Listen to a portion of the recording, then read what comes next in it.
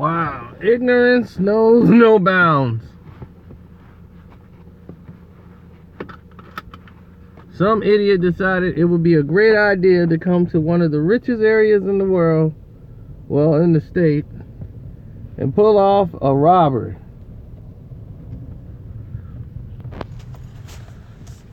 The idiot decided it would be a great idea if I would come to where the majority of all the police are, to pull off a robbery right where Carcino gets his car washed.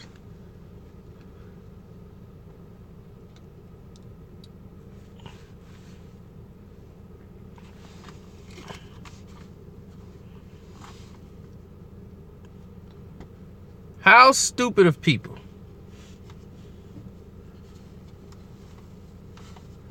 Now, no one thinks about the trauma they cause. And here comes another police.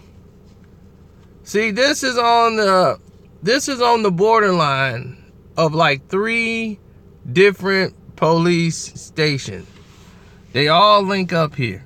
So everybody's fighting over whose jurisdiction is going to be for the crime. So everybody want in on it. But let me tell you what this idiot did. The idiot came in, did a robbery, had a weapon, pointed it at the poor suspect, the poor girl who shook up on the inside, right where I'm getting my car washed. I'm getting my car washed. This is taking place on the side.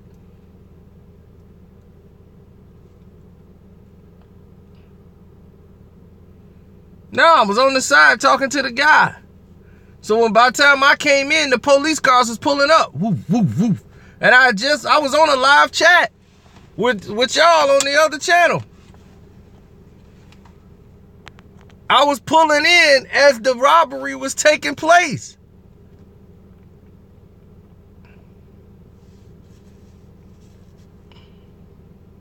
Now, this is a really rich area. Like, people here don't normally deal with this type of nonsense. I guess he probably thought that's what was the best for him, the best, way for him to do it or pull it off was because of that fact. But, oh, man, it was crazy.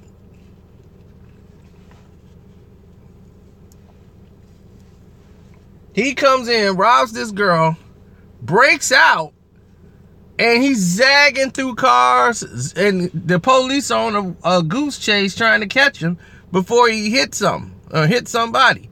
I don't know if they caught him yet. I ain't finna stick around here to find out before they say, well, you look like you matched the suspect, or you look like the guy who was in the car with the suspect. Exactly. I'm leaving before I get profiled. I do not want to spend this day going through a lineup, getting fingerprinted, asked questions that I have no answers for.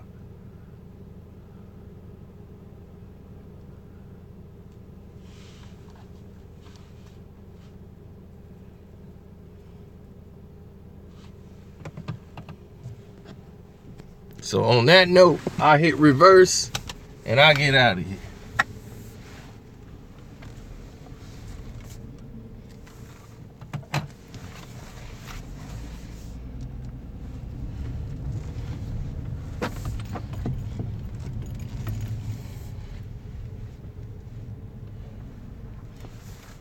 It probably could be.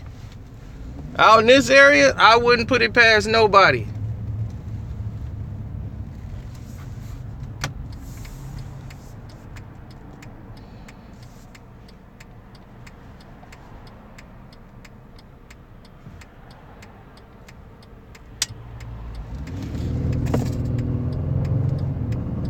Honey, let's get out of here.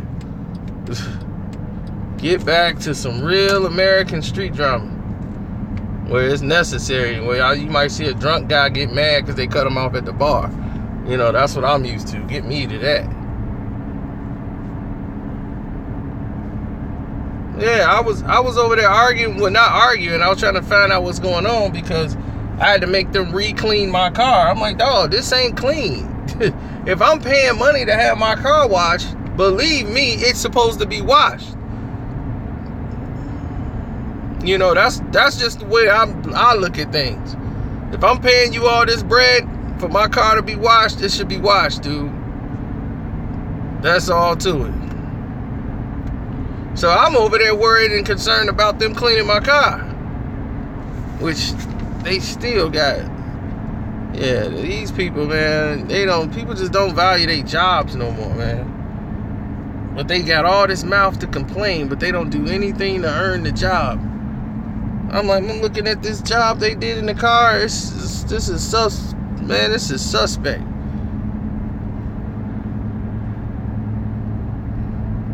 Oh yeah, I've seen Our Tanya. Our Tanya is good. It's funny, but it's just like their moments.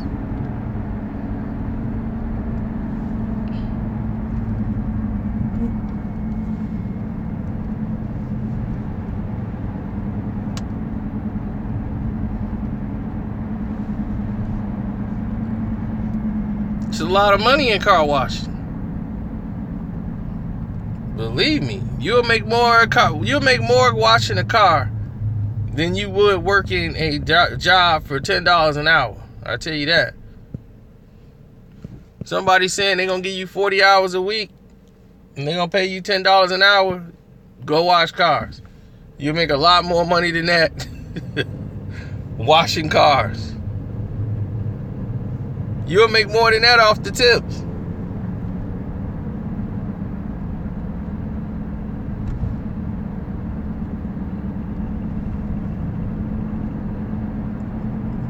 My buddy made almost $200 a day washing cars.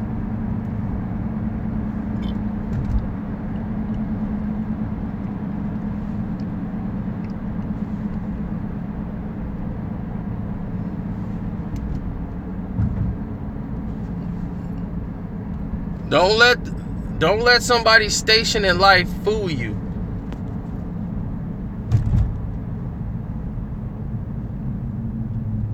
Somebody be like, well, it beats selling cars. I'll be like, have you ever sold a car? No, how would you know?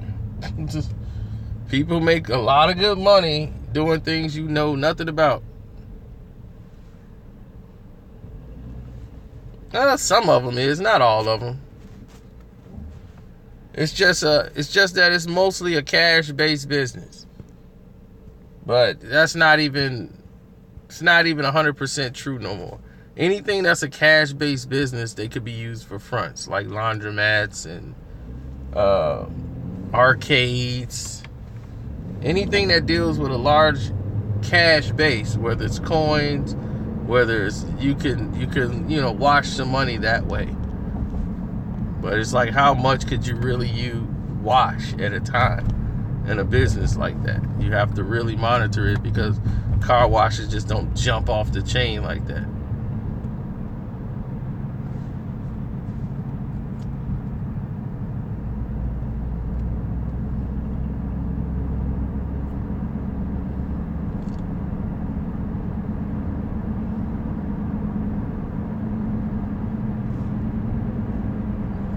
No, a lot of these places, they don't realize they closed down. I've seen them. You know, I have a lot of friends who are Western Indian, and they come over with plans to own gas stations and car washes. They work at their cousin's gas station, and they go to school, get their education, get their license, and they save up like $20,000-$30,000. When they get a new lot, they can get a loan.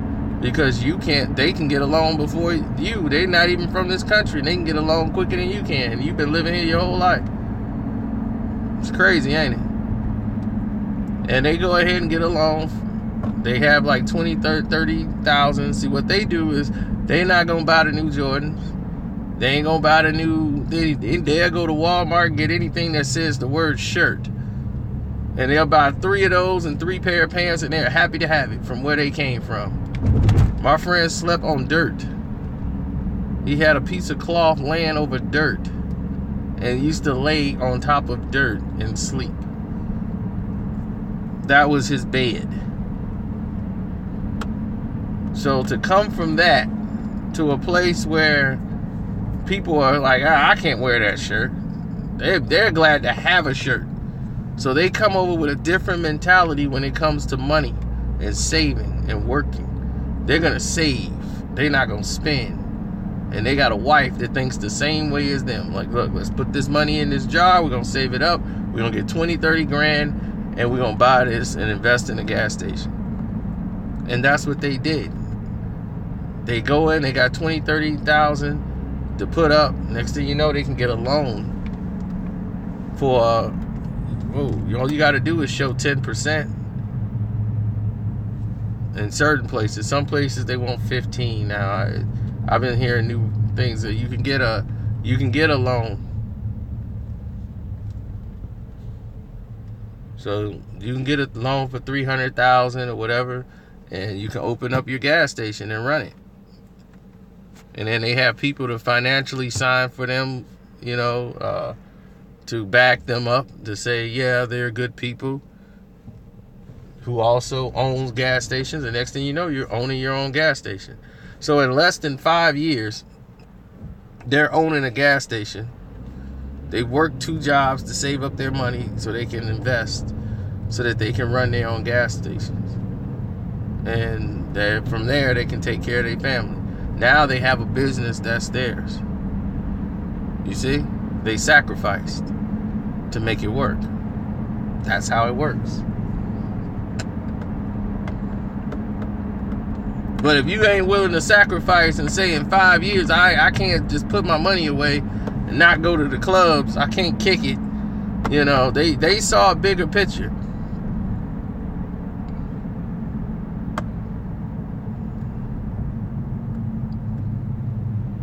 They saw a future.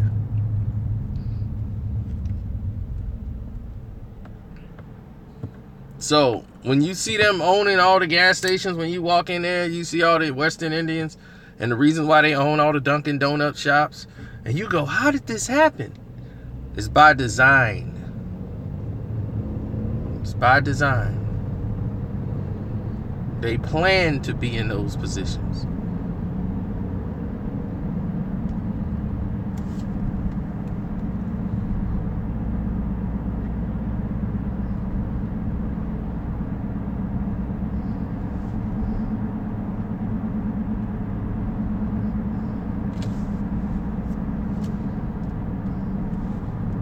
The thing is, we could do that too if we could get around. See, we don't have the togetherness and the bond that we do with the rest of our families as they do. They'll live 12 in a household to save money. It'd be 12 living in one household because from where they came from, they had to do that. So you got a 2-bedroom apartment and you got 12 people sitting up in there. They got 2, 3 people, kids washing up at the same time in the tub. Washing them 3 at a time. It don't matter. All of them got jobs. If he 12 years old, he gonna work somewhere. He getting a check. And they bringing it all into one pot. So you got to change your thinking up and change your mentality as far as what you expect to get, what you want to get, and what you desire. But when we come here, we fed and they promote to us to buy. They don't promote to blacks to save. I told you, I lived in both sides of the world. Like right now, I'm in one of the richest areas in Illinois right now. And here is save. Invest. Save, invest. There, it's buy. Spend. So what we're pushed, let me get off this road. I don't want to take this road home. What we're pushed and circulated over to us is not circulated over to everyone. We love it because it's pushed to us.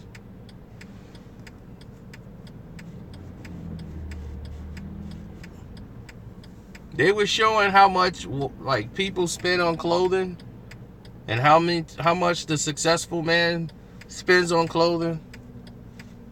You know, a billionaire, he might have an $800 cashmere jacket, but he normally shops at Old Navy. He might spend $49, $50. Meanwhile, brother got on a Pele coat that costs like $400. He's got on a pair of shoes or Jordans that cost like $200. Then he got he got on some jeans that cost him about $179. Then the shirt is about $200, or the sweater, whatever he got. Not to mention the jewelry, he gotta shine. So, you know, it's a never-ending process where you end up spending more money on your clothing than a guy who's a multi-millionaire.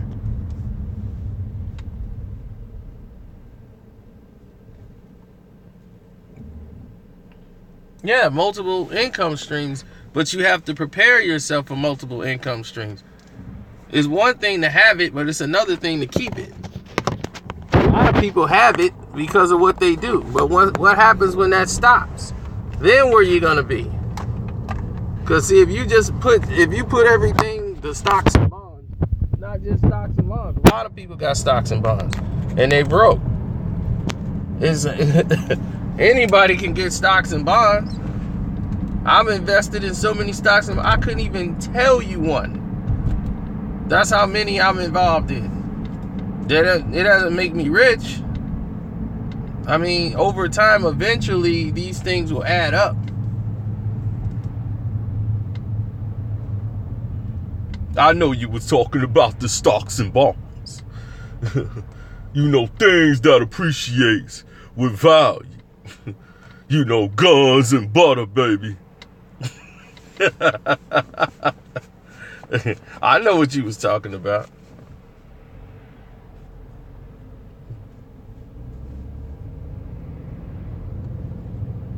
You know, like Jay-Z said on the 444, you know, buying some artwork.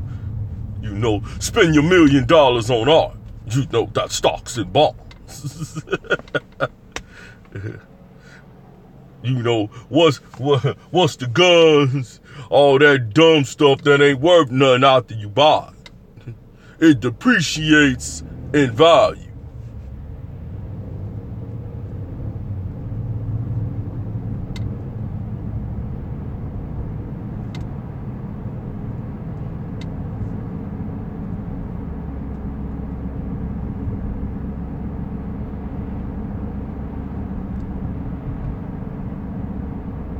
So, I don't know, the dude was zigzagging through cars out there, and it's crazy. When they saw the brother man showed up, I was just glad they didn't point the finger at me.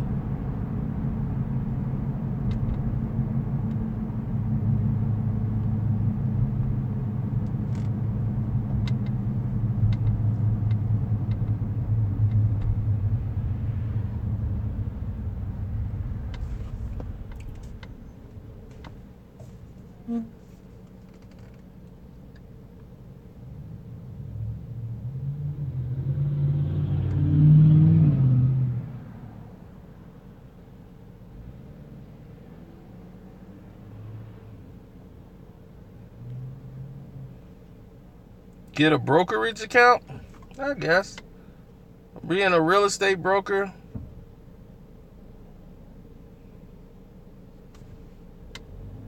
No, I recorded when it was over to show you the aftermath fallout of stupidity. Because let's say he hurt that girl. He going away for years. Crime and different prospects are different.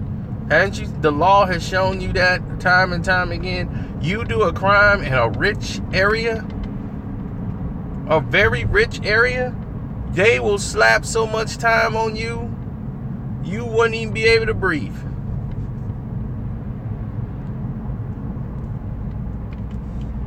If you're from somebody out of town and don't live in that town, and you do a crime over there, buddy, you gonna get slammed. Now, if this was somebody who lived in the town, they look at his background, everything else, and next thing you know, they're talking about, oh, Well, he was having a bad day. Little Jimmy got fired, and he just reacted. He just acted out. Well, I'm going to give him 2 weeks supervision at home. You're on house arrest for 2 weeks. Now, if you do something else in those 2 weeks, Jimmy, no, that's how they would deal with that situation. But let that person have come from the inner city and just found his way out here and did a crime like that.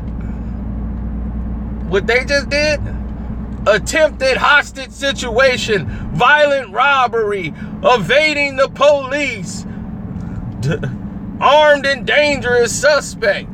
He'd have been looking at 15 to 20 in a plea deal.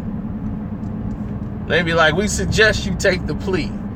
You take 10 years right now.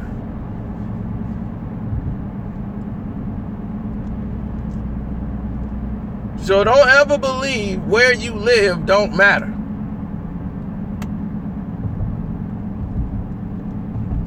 I bet you think because you got money, you can live anywhere in the world you want. That's another lie.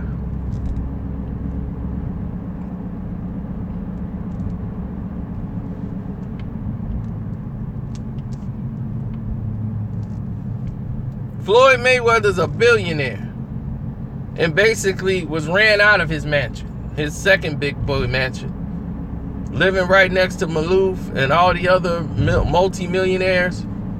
Floyd was in a gated community, and the housing association was going to kick him out of his house that cost $33 million.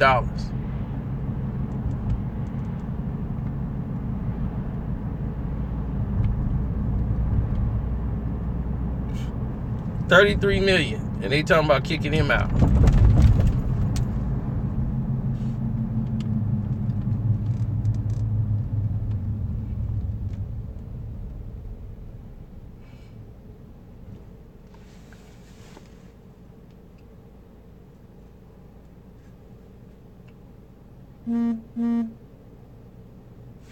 Well, Floyd went and got a bigger mansion. I would have never gotten a bigger mansion if I was in his case, but he probably wanted to leave that situation. They were trying to run him out of his own place.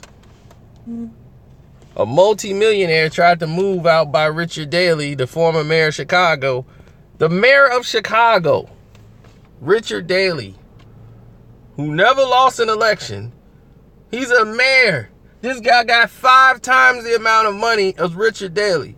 But he's a black man, and he was finna move in the same neighborhood as Richard Daley. And then they didn't want it. They was, no, he can't move over there. It was like, why not? He liked the house, he wanted to buy it. They could have vetted him and everything. He's a multi-millionaire businessman. Why he couldn't move over there? He was black. They didn't want blacks over there. So because you have money does not mean you can move and live where you want to live.